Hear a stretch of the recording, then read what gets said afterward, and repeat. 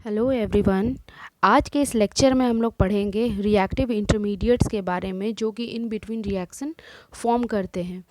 जैसा कि आप लोग जानते हैं कि कोई भी रिएक्शन होता है वो डायरेक्टली प्रोडक्ट नहीं देता, उसके बीच में कुछ बॉन्ड फॉर्म करते हैं, कुछ टूटते हैं और जो टूटते हैं फिर वो रिएजेंट या कोई भी अटैकिंग रिएजेंट के संपर्क में आने के बाद वो कुछ बॉन्ड्स बनाते हैं जिसकी रिएक्टिविटी बहुत हाई होती है और वो क्विकली प्रोडक्ट फॉर्म करते हैं।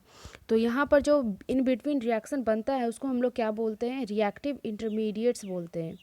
They are short lived species present in low concentration because they react as quickly as they are formed. मतलब वो जितना जल्दी बनते हैं उतना ही जल्दी प्रोडक्ट फॉर्म करते हैं और ख़त्म हो जाते हैं। रिएक्टिव इंटरमीडिएट जो होते हैं वो उसको हम लोग अलग से निकाल नहीं सकते, ये इन बिटवीन रिएक्शन ही बनते हैं और वो डायरेक्टली प्रोडक्ट दे देते हैं। तो रिएक्टिव इंटरमीडिएट जो होते हैं वो कार्बोकैटायन होता है, कार्बन आयन होता है और फ्री रेडिकल होते हैं, कार्बन फ्री रेडिकल होते हैं। चलिए कार्बोकैटायन देखते हैं, कार्बोकैटायन होता क्या है। इसका डेफिनेशन ये है, कार्बो मीन्स जैसे देख सकते हो कार्बो और कैटायन दो भाग में। कार्बो क्या हो गया, कार्बन, और कैटायन हो गया पॉजिटिव चार्ज।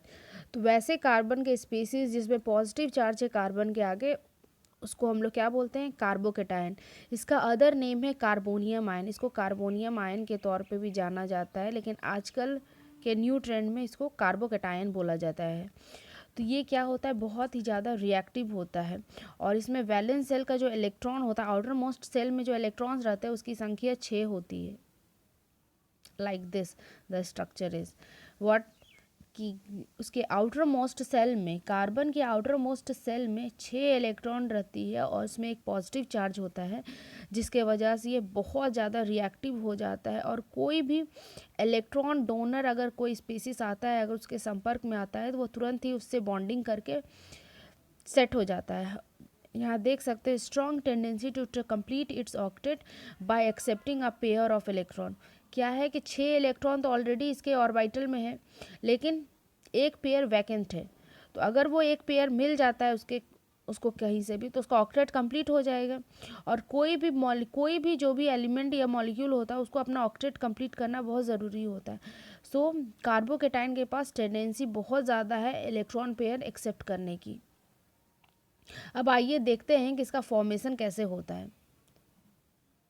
हाँ, ये देख लो कि जो कार्बोकैटायन होता है वो अच्छा लीविस एसिड होता है। ए से क्या पढ़े थे, ए से एसिड, ए से एक्सेप्टर। वैसा लीविस एसिड कौन से होते हैं, जो इलेक्ट्रॉन पेयर को एक्सेप्ट करते हैं। याद रखिएगा, ए से एसिड, ए से एक्सेप्टर। और ये स्ट्रॉन्ग इलेक्ट्रोफाइल है, मतलब इलेक्ट्रॉन लविंग। फाइल्स मतलब क्या था, लविंग, और इलेक्ट्रो मतलब इलेक्ट्रॉन, इलेक्ट्रॉन लविंग है। क्यों, क्योंकि इसके ऊपर पॉजिटिव चार्ज है। और ये लिविस एसिड है, क्यों, क्योंकि ये एक्सेप्ट कर रहा है इलेक्ट्रॉन पेयर। देखो यहाँ पर दिखाया गया alkyl carbocation, vinyl carbocation, acetylenic carbocation. अब इसका जनरेशन कैसे होता है, कैसे ही इसको फॉर्म कर सकते हैं। तो पहला है अल्काइल हैलाइड। कैसे, अल्काइल हैलाइड से क्या होगा, आयोनाइजेशन होगा, हेट्रोलिसिस हो रहा है, ना कि होमोलिसिस। होमोलिसिस में क्या था, फ्री रेडिकल्स बनते थे, लेकिन हेट्रोलिसिस में क्या होता था, प्लस और नेगेटिव चार्ज दोनों होता था। और यहाँ पर याद रखना कि नेगेटिव चार्ज किसके तरफ होगा, जिसका इलेक्ट्रोनेगेटिविटी ज़्यादा होगा। तो यहाँ पर हेलाइड्स का क्या होता है, इलेक्ट्रोनेगेटिविटी बहुत ज़्यादा होता है, जिसके वजह से क्या होगा, हेलाइड के पास नेगेटिव चार्ज आएगा और अल्काइल के पास कैटाइनिक पार्ट आएगा। तो इस वजह से R प्लस होता है। तो R प्लस क्या है, कार्बोकैटायन है। नाउ नेक्स्ट इज अल्कीन लिया गया। अल्कीन में क्या होगा, H पॉजिटिव का एडिशन होगा। H पॉजिटिव का एडिशन कैसे होगा, प्रोटोनेशन जब हम लोग करवाते हैं तो क्या होता है कि इधर एक इलेक्ट्रॉन, दोनों इलेक्ट्रॉन इधर जाए और यहाँ पर पॉजिटिव चार्ज आ जाए, या तो फिर सेकंड केस में क्या होगा, यहाँ नेगेटिव चार्ज आए, इधर वाले में पॉजिटिव चार्ज आए। तो अब हाइड्रोनियम जो H पॉजिटिव आयन वो कहाँ अटैच करे, फर्स्ट वाले कार्बन पर अटैच करे या सेकंड वाले कार्बन पर अटैच करे। तो इसके लिए एक रूल है, मार्कोनिकॉप्स एडिशन रूल। ये रूल क्या कहता है कि जहाँ ज़्यादा हाइड्रोजन है वहाँ हाइड्रोजन ऐड होगा, और जहाँ कम हाइड्रोजन है वहाँ हाइड्रोजन ऐड नहीं होगा। तो यहाँ पर देख सकते हो हाइड्रोजन कहाँ है, सेकंड वाले कार्बन पे हाइड्रोजन ज़्यादा है। सेकेंड वाले कार्बन पे हाइड्रोजन ज़्यादा है, इस वजह से CH3 यहाँ हो रहा है और C+ इधर हो रहा है। अब देखो बीच में जब कार्बोकेटाइन बन रहा है तो ये हाईली स्टेबल है। क्यों? क्योंकि +I इफेक्ट के कारण R इसको इलेक्ट्रॉन डोनेट करेगा। यहाँ भी CH3 ग्रुप है, ये भी +I इफेक्ट शो करेगा, जिसके वजह से कार्बोकेटाइन अपने आप को स्टेबलाइज कर लेगा। नाउ अदर क्या है एग्जाम्पल है, कार्बोनाइल ग्रुप का एक एग्जाम्पल है, C+O के पास क्या है, 2 लोन पेयर है। अब वो H+ के कांटेक्ट में आने के बाद क्या होता है कि ऑक्सीजन जो है अपना इलेक्ट्रॉन पेयर डोनेट कर देता है हाइड्रोजन के पास, जिसके कारण ऑक्सीजन के पास पॉजिटिव चार्ज आ जाएगा। अब देखो ऑक्सीजन तो इलेक्ट्रोनेगेटिव एटम है, इलेक्ट्रोनेगेटिव एटम की वजह से क्या होगा, पाई बॉन्ड का शिफ्टिंग हो जाता है ऑक्सीजन की तरफ और कार्बन के पास पॉजिटिव चार्ज आ जाता है, इस वजह से यहाँ पर कार्बोकेटाइन का फॉर्मेशन होगा। Now third is cyanide group. Cyanide group में जब नाइट्रोजन के पास क्या है, लोन पेयर है, लोन पेयर क्या करेगा, डोनेट करेगा H+ पे, जिसके कारण N पे पॉजिटिव चार्ज आएगा, वो रेजोनेंस के अंदर आने के बाद कार्बोकेटाइन को देगा। यहाँ पर C+ है। Now third is alcohol. Alcohol पे सेम है, ऑक्सीजन के पास इलेक्ट्रॉन पेयर है, इलेक्ट्रॉन पेयर अपने आप को डोनेट करेगा, जिसका कारण OH2 आएगा पॉजिटिव चार्ज, लेकिन ऑक्सीजन के पास याद रखो कि इलेक्ट्रोनेगेटिव एटम के पास पॉजिटिव चार्ज नहीं हो सकता। इस वजह से क्या होगा कि इलेक्ट्रोनेगेटिविटी ज़्यादा होने की वजह से R का जो इलेक्ट्रॉन है वो अपनी ओर खींच लेगा और कार्बोकेटाइन का फॉर्मेशन हो जाएगा। अब देखो नाइट्रस एसिड है ना, नाइट्रस एसिड के प्रेजेंस में आने की वजह से वो क्या करेगा कि अपना एक इलेक्ट्रॉन वो डोनेट करेगा। यहाँ क्या है, लोन पेयर है, वो लोन पेयर इसको देगा क्योंकि इलेक्ट्रॉन डेफिशिएंट रहता है, देने के वजह से और एक बीच में एडिशन होता है, जिसके वजह से अल्केन टाइजोनियम कैटायन बनता है, जो कि हम लोग आगे के क्लासेस में देखेंगे, और N+ बनता है। तो नाइट्रोजन क्या इलेक्ट्रोनेगेटिव एटम है, तो अपना इलेक्ट्रॉन लेके R+ को फॉर्म करेगा। इस तरह से हम लोग देख सकते हैं कि कार्बोकेटाइन कैसे फॉर्म करा। पहला था अल्काइल हैलाइड से, दूसरा था क्या, अल्कोहल से, देन अल्कीन से जिसमें कि मार्कोनिकॉफ से एडिशन हो रहा था, then carbonyl group, then amide group. Now other is classification. हम लोग क्लासिफिकेशन देखते हैं कि कार्बोकेटाइन कैसे कैसे क्लासीफाई हो रहा है। देखो पहला क्या है, CH3 मतलब मिथाइल कार्बोकेटाइन, फिर फर्स्ट डिग्री। क्यों? क्योंकि यहाँ कार्बन से एक अल्काइल ग्रुप अटैच्ड है। यहाँ पर इस वाले कार्बन पे देख सकते हो कि कार्बन से कुछ भी अटैच्ड नहीं है, इसलिए मिथाइल कार्बोकेटाइन हो गया। यहाँ कार्बोकेटाइन से एक अटैच्ड है R ग्रुप, यहाँ 2 है इसलिए 2 डिग्री हो गया, यहाँ 3 है इसलिए 3 डिग्री हो गया, और ये हो गया इथाइल कार्बोकेटाइन। अब ऑर्बिटल स्ट्रक्चर देखते हैं कि क्या होता है। देखो कार्बोकेटाइन जो होता है वो प्लेनर केमिकल स्पेसिस होता है। क्या होता है, प्लेनर मतलब एक ही प्लेन में लाई करना, 2-3 प्लेन नहीं है, एक ही प्लेन है जिसमें लाई करता है वो। और इसका स्ट्रक्चर कुछ इस तरह है कि पहले हम लोग क्या पढ़े थे, कार्बोकेटाइन में 6 इलेक्ट्रॉन होते हैं और एक लोन पेयर वो एक्सेप्ट कर सकता है। तो कि इट मीन्स क्या कि एक ऑर्बिटल जो होगा वो वैकेंट होगा, ठीक है। तो जो वैकेंट और p ऑर्बिटल है वो क्या होता है, प्लेन से, जैसे कि अगर ये एक प्लेन है ट्राइंगल में ऐसा कुछ, यहाँ पर अल्काइल ग्रुप है, इधर also alkyl group, here also alkyl group, यहाँ बीच में कार्बन है, तो इसके ऊपर का पार्ट ऐसे और एक नीचे का पार्ट जो कि 90 डिग्री पे, ये जो होगा वैकेंट ऑर्बिटल होगा। वैकेंट ऑर्बिटल बिल्कुल 90 डिग्री पे इस प्लेन पे होगा, 90 डिग्री पे इस प्लेन पे होगा जो कि ट्राइंगल वाला प्लेन है। और तीनों जो बॉन्ड होंगे, ये R वाला बॉन्ड होगा वो बिल्कुल 120 डिग्री पे आपस में एग्जिस्ट करेंगे, और जो एक्सेप्टर होंगे मतलब जो खाली p ऑर्बिटल होगा वो 90 डिग्री पे लाई करेंगे। इस तरह से हाइब्रिडाइजेशन क्या हो जाता है, sp2 कार्बोकेटाइन का हाइब्रिडाइजेशन sp2 हो जाता है। अब स्टेबिलिटी के बारे में देखते हैं कि स्टेबिलिटी कैसे होता है कार्बोकेटाइन का। देखो on the basis of law of electrostatic, क्या है, on the basis of law of electrostatic any factor which tend to disperse positive charge.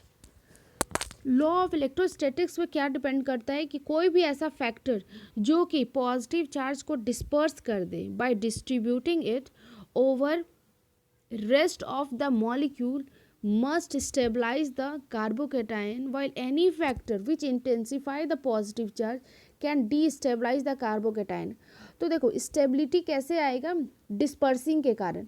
जैसे कि कार्बोकेटायन है, इस पर बहुत ज़्यादा बोझा है पॉजिटिव चार्ज का, तो ये आपस में क्या होगा, अपने में ही टूट जाएगा। जैसे कि कोई आदमी है, उसके ऊपर बहुत ज़्यादा लोन है और वो लोन उस चीज़ को भर नहीं पा रहा है, तो क्या होगा, वो बहुत ज़्यादा स्ट्रेस में रहेगा और अपने आप को एक दिन वो तोड़ देगा, मतलब अनस्टेबलाइज कर जाएगा। लेकिन वही लोन अगर बाकी के फैमिली मेम्बर्स कर लेते हैं कि मैं भी दे दूंगा, मैं, तो वो स्टेबल कर जाता है। इन द सेम मैनर क्या होता है कि ये जो कार्बोकेटायन है, अगर इसके ऊपर कोई इलेक्ट्रॉन डोनेटिंग ग्रुप आ जाता है तो क्या होता है, इसका कार्बोकेटायन का जो स्टेबिलिटी है वो बढ़ जाता है। क्यों? क्योंकि ये पॉजिटिव चार्ज डिस्पर्स कर जाएगा इस केस में। लेकिन वही इलेक्ट्रॉन विड्रॉइंग ग्रुप आ जाएगा, तो जितना भी उसके पास इलेक्ट्रॉन बचा है वो भी कोई खींच रहा है, इट मीन्स क्या, वो डीस्टेबलाइज कर जाएगा। तो क्या हुआ, कार्बोकेटायन का स्टेबिलिटी 3 डिग्री स्टेबल है, then 2 degree, then 1 degree, then CH3, that is methyl carbocation. ऐसा क्यों? क्योंकि 3 डिग्री के पास R जो अल्काइल ग्रुप अटैच्ड है वो 3 अल्काइल ग्रुप है, और वो तीनों क्या है, प्लस आई इफेक्ट के कारण इलेक्ट्रॉन डोनेटिंग हो रहा है, इस वजह से 3 डिग्री ज़्यादा स्टेबल है। देन 2 डिग्री है क्योंकि 2 है, और 1 डिग्री के पास सिर्फ एक अल्काइल ग्रुप अटैच्ड, और CH3 के पास तो एक भी नहीं है। इस वजह से क्या है, CH3 plus that is methyl carbocation is very less stable. Explanation यहाँ पर लिखा हुआ है। फर्स्ट है इंडक्टिव इफेक्ट, जो कि अल्काइल ग्रुप है वो भी हम लोग देख रहे थे कि प्लस आई इफेक्ट शो करता है, और प्लस आई इफेक्ट के कारण क्या होता है, पॉजिटिव जो चार्ज होता है उसका डिस्पर्सन होता है, इस वजह से कार्बोकेटायन स्टेबलाइज कर जाता है। Now other one is hyper conjugation. Hyper conjugation हम लोग क्या पढ़े थे, सिग्मा और p ऑर्बिटल का क्या था, बॉन्ड था, सिग्मा पाई p ऑर्बिटल, या नो बॉन्ड रेजोनेंस था। तो इसमें क्या होता है, अल्फा हाइड्रोजन बहुत मैटर करता है। अल्फा हाइड्रोजन जितना ज़्यादा होगा उतना ज़्यादा स्टेबिलिटी हाई होगा, और जितना कम होगा उतना ज़्यादा स्टेबिलिटी कम होगा। तो यहाँ पर क्या है, greater the number of alpha hydrogen greater is the number of hyperconjugative structure, hence more is the stable carbocation. अब एक एग्जांपल यहाँ देखो कि ये कौन सा कार्बोकेटायन है, 1 डिग्री कार्बोकेटायन है। तो इसके पास क्या है, 3 हाइड्रोजन है जो कि अल्फा हाइड्रोजन है। तो 3 बार यहाँ पर पाई बॉन्ड बनेगा, इसका मतलब क्या हुआ, 3 कंजुगेटिव हाइपर कंजुगेटिव स्ट्रक्चर बनेगा, इस वजह से ये स्टेबल होगा। लेकिन वही 2 डिग्री के केस में देखते हैं, वो 2 डिग्री में और ज़्यादा अल्फा हाइड्रोजन होगा। क्यों? क्योंकि 2 डिग्री में इस जगह 2 डिग्री पे यहाँ पर एक कार्बन होगा जिससे 3 हाइड्रोजन होंगे, और 3 डिग्री में एक और कार्बन होगा जिससे 3 हाइड्रोजन होंगे, जिस वजह से 3 डिग्री में 9 स्ट्रक्चर बनेगा, 2 डिग्री में 6 होगा, और 1 डिग्री में 3 होगा। तो देख सकते हो 9 जो है 3 डिग्री में, इट मीन्स क्या, 3 डिग्री ज़्यादा स्टेबल है then 2 degree, then 1 degree, then methyl group. अब थर्ड रीज़न है स्टीरिक इफेक्ट। स्टीरिक इफेक्ट क्या है कि देखो, कार्बन पॉजिटिव जो है प्लानर केमिकल स्पेसिस, जैसा कि हम लोग देख चुके हैं, हाइब्रिडाइजेशन क्या होता है, sp2, ठीक है, and most of the compounds are tetrahedral structure. Thus, in the formation of C plus, bond angle between the groups increases from 109 degree to 120 degree. यहाँ पर क्या हो रहा है कि बॉन्ड एंगल जो है 109 डिग्री से लेकर 120 डिग्री के बीच में हो रहा है, इंक्रीज कर रहा है। अब देखो, greater the relief in steric strain more easily the C plus is formed. अब देखो, पहले क्या है कि जैसे कार्बन का कंपाउंड क्या है, कार्बन पहले टेट्राहेड्रल रहता है क्योंकि उसमें 4 बॉन्डिंग रहते हैं। अब जब कार्बोकेटाइन में फॉर्म कर रहा है तो वो क्या होता है, sp2 हाइब्रिडाइज्ड हो रहा है, यानी कि प्लानर स्ट्रक्चर बन रहा है। प्लानर स्ट्रक्चर बनने के वजह से जो एंगल का शिफ्टिंग हो रहा है 109 डिग्री से 120 डिग्री की ओर हो रहा है, यानी कि जो स्टीरिक स्ट्रेन है वो कम हो रहा है, जिस वजह से कार्बोकेटाइन का फॉर्मेशन जल्दी हो रहा है। Greater the relief in steric strain more easily is carbocation formed. और 3 डिग्री में क्या है कि बहुत ज़्यादा रिलीफ है, स्टीरिक रिलीफ है।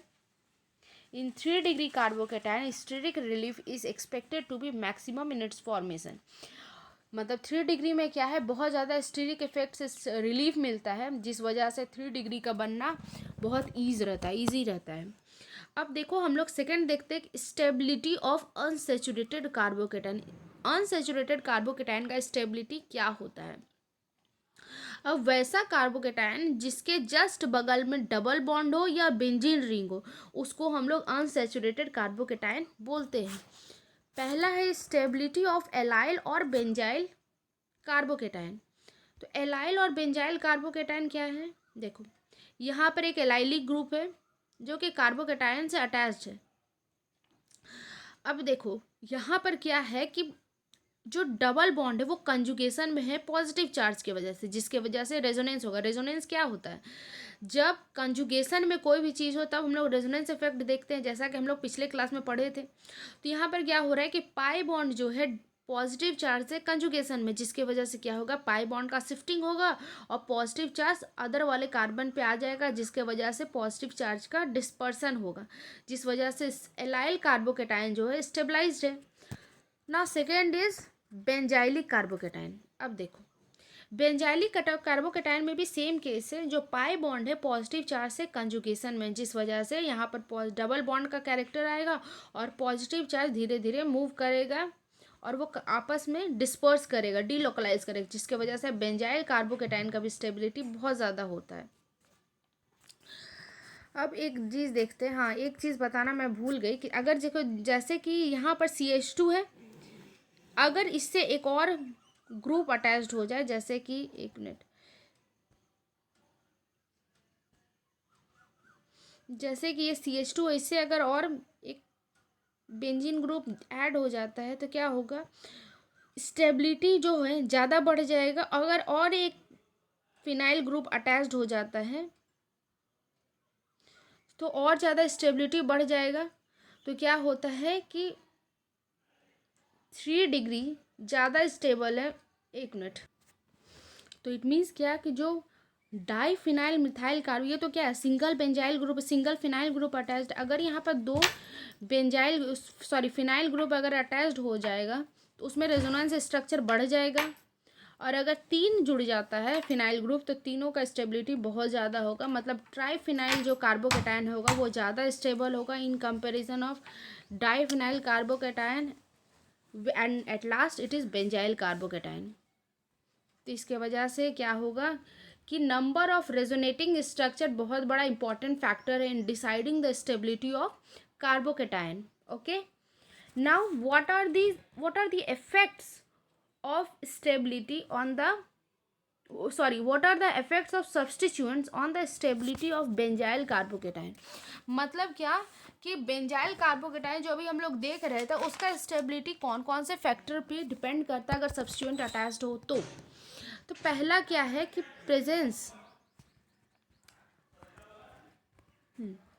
Presence of electron donating group.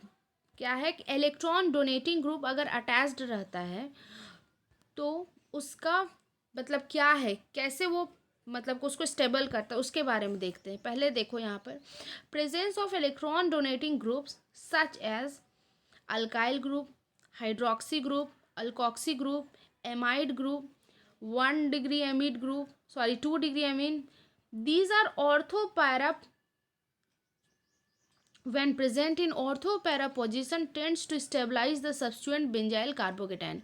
अभी हम लोग ऊपर देख रहे थे कि बेंजाइल कार्बोकेटाइन जो बन रहा था उसमें पॉजिटिव चार्ज कहाँ कहाँ था, ऑर्थो में था, पैरा में था, मेटा में तो नहीं था। अगर इलेक्ट्रॉन डोनेटिंग ग्रुप अगर इस जगह पे आ जाता है तो क्या होगा, कार्बोकेटाइन का जो स्टेबिलिटी वो बढ़ जाएगा।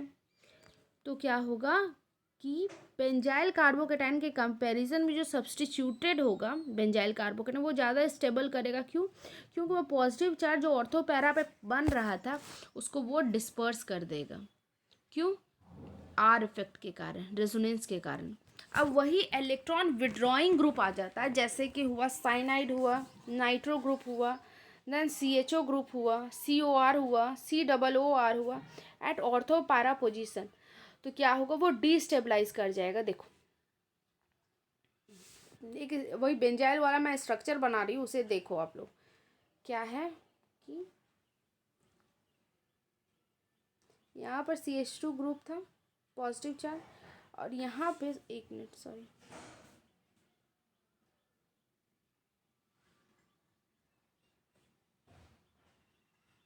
यहाँ CH2 प्लस चार्ज था, जिसके वजह से क्या था, ये रेजोनेंस में था। और यहाँ पर क्या हो रहा था, हम लोग देखते हैं कि ये पॉजिटिव चार्ज कहाँ डेवलप, एक यहाँ होगा, डबल बॉन्ड होगा, और एक यहाँ, और एक ऐसे होगा। फिर जो पॉजिटिव चार्ज डेवलप करेगा वो कहाँ होगा,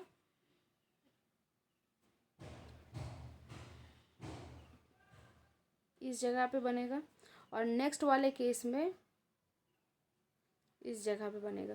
तो हम लोग देख सकते हैं ऑर्थो और पैरा, ये जो पोजीशन होता है ये ऑर्थो कहलाता है, ये पैरा पोजीशन कहलाता है। तो ऑर्थो और पैरा में ही मोस्टली पॉजिटिव चार्ज डेवलप हो रहा है।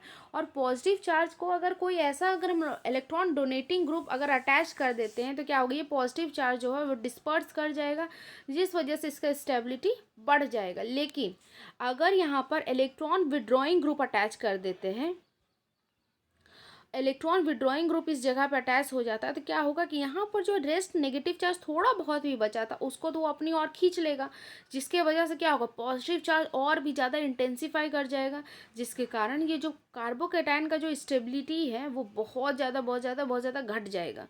इस वजह से क्या हो रहा है कि यहाँ पे क्या देख रहे हैं कि एक अल्कोक्सी ग्रुप अटैच्ड है और इस जगह पे नाइट्रो ग्रुप अटैच्ड है। तो NO2 ग्रुप क्या है, इलेक्ट्रॉन विड्रॉइंग ग्रुप है, तो ये कार्बोकेटाइन को डिस्टेबलाइज कर जाएगा। और इस वाले केस में क्या है, ऑक्सीजन के पास 2 लोन पेयर है और ये कंजुगेशन में है पाई बॉन्ड्स, इस वजह से ये अपना लोन पेयर डोनेट करेगा और रेजोनेंस के कारण वो कार्बोकेटाइन को स्टेबलाइज कर जाएगा। Due to this effect, resonance effect के कारण क्या होगा, this one is much more stable than benzyl carbocation which in result much stable than when nitro group is attached to benzyl carbocation in para position. That's all my dear friends, thank you for watching. और आगे के lecture और इसमें और भी lectures को देखने के लिए please go to my channel and search the playlist. Thank you and please subscribe my channel.